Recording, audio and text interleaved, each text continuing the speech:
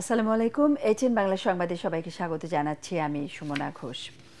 রাজনৈতিক সরকার জুলাই সনদ ও সংস্কার বিষয়ে কর্ণপাত না করলে তাদের এর মূল্য দিতে হতে পারে বলে মন্তব্য করেছেন সুজন সম্পাদক ও জাতীয় ঐক্যমত্য কমিশনের সদস্য ড বদিউল আলম মজুমদার। রাজধানীর স্টেট মিলনায়তনে প্রস্তাবিত জুলাই সনদ ও নাগরিক ভাবনা শীর্ষক সংলাপে তিনি এই হুঁশিয়ারি দেন। সুজন সম্পাদক আরও বলেন, জুলাই সনদের সার্থকতা নির্ভর করছে এটি বাস্তবায়নের ওপর। রাজনৈতিক দলগুলো জুলাই সনদ বাস্তবায়নের কি ভূমিকা রাখছে তা জনগণকে পর্যালোচনা করার আহ্বান জানান তিনি। আমি আশা করি আমাদের রাজনীতিবিদরা, আমাদের সম্মানিত রাজনীতিবিদরা এর প্রতি সম্মান প্রদর্শন করবেন। যারা আত্মহত্যা করেছে তার প্রতি তাদের আত্মত্যাগ যেন বৃথা না যায় সে এবারে তাদের তারা প্রয়োজনীয় ব্যবস্থা নেবেন এবং আমরা সকলেই আমাদের অবস্থা থেকে শুনে থাকবো। এবং তারা যদি রাজনীতিবিদরা যদি এর প্রতি কর্ণপাত করে তাদেরকে মাসুল দিতে হবে এবং দুর্ভাগ্যের সাথে হয়তো আমাদেরকে নাগরিকদেরকে মাসুল দিতে হবে। আমরা আশা করি যে আবারও যেন আমাদেরকে মাসুল দিতে না হয়। ৫ আগস্টের পর ২,২০০ পলাতক বন্দীদের মধ্যে এখনও ৭০০ জন ধরাছোঁয়ার বাইরে রয়েছে বলে জানিয়েছেন কারা মহাপরিদর্শক ব্রিগেডিয়ার জেনারেল সৈয়দ মোতাহার হোসেন। এদের মধ্যে ৬৯ জন মৃত্যুদণ্ডপ্রাপ্ত আসামি সহ ৯ জন জঙ্গি রয়েছে। কারা অধিদপ্তরে এক ব্রিফিংয়ে তিনি একথা জানান। এছাড়া কারাগারে খাবার মান উন্নয়ন, নগদ টাকার প্রচলন বন্ধ, অবৈধ মোবাইল রোধ এবং মাদক মুক্ত রাখতে নিয়মিত অভিযান পরিচালনা করা হচ্ছে বলেও জানান আইজি প্রিজন। এজন্য অনেক কারারক্ষীকে চাকরিচ্যুত করা সহ শাস্তির আওতায় আনা হয়েছে বলে জানান তিনি।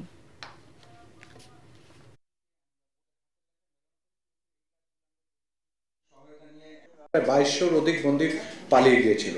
তার মধ্যে বর্তমানে গ্রেফতার এবং পুনরায় কারাগারে ফেরত আসার পরে যারা বাকি আছেন এখনো ৭০০-র অধিক বন্দী এখনো পলাতক আছেন। তার মধ্যে আমরা যেটা বলছিলাম যে জঙ্গি অথবা মৃত্যুদণ্ডপ্রাপ্ত এরকম ৬৯ জন বন্দী এখনো এর মধ্যে ৭০০-র অধিকের মধ্যে যারা এখনো পলাতক আছেন।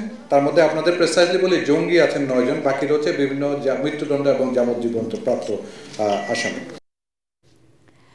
মুন্সিগঞ্জের গজারিয়ায় লুট করা অস্ত্র দিয়ে পুলিশের ক্যাম্পে হামলার ঘটনায় ব্যবস্থা নেবে যৌথ বাহিনী বলে জানিয়েছেন স্বরাষ্ট্র উপদেষ্টা জাহাঙ্গীর আলম। কেরানীগঞ্জে সুভাড্ডা খাল পুনঃখনন প্রকল্পের উদ্বোধনী অনুষ্ঠান শেষে সাংবাদিকদের প্রশ্নের জবাবে তিনি একথা বলেন।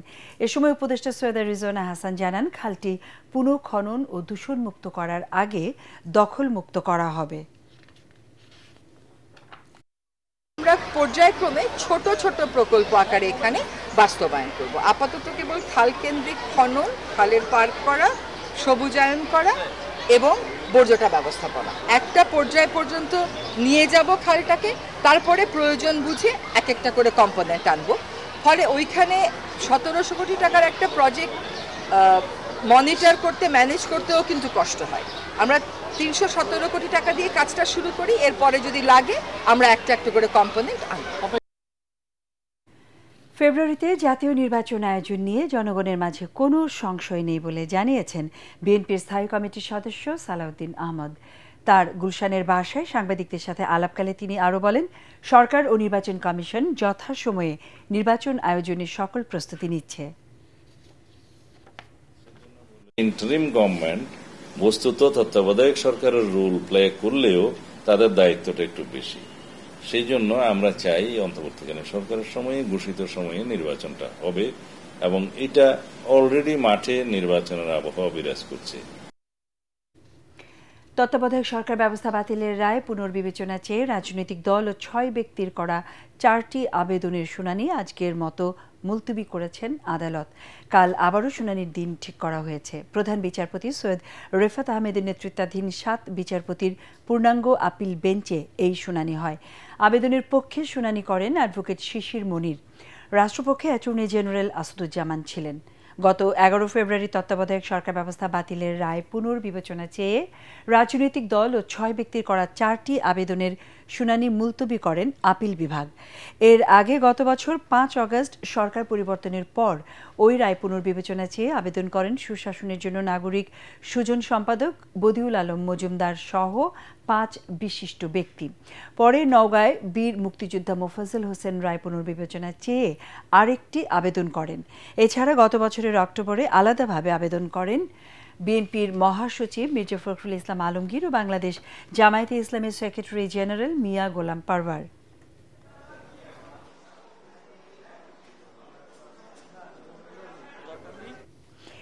একটি ঘোষণা, এটিএন বাংলার নাম ব্যবহার করে সাংবাদিক পরিচয়ে কতিপয় ব্যক্তির বিরুদ্ধে সংবাদ সংগ্রহের নামে দেশের বিভিন্ন স্থানে চাঁদাবাজির অভিযোগ পাওয়া যাচ্ছে। এই ধরনের চাঁদাবাজ ও ভুয়া নাম ব্যবহারকারীদের নিকটস্থ থানায় সোপর্দ করার জন্য অনুরোধ জানাচ্ছে এটিএন বাংলা কর্তৃপক্ষ। এছাড়াও প্রতিষ্ঠানটিতে সাংবাদিক ও জনবল নিয়োগের ভুয়া বিজ্ঞাপন দিয়ে একটি চক্র প্রতারণা করছে।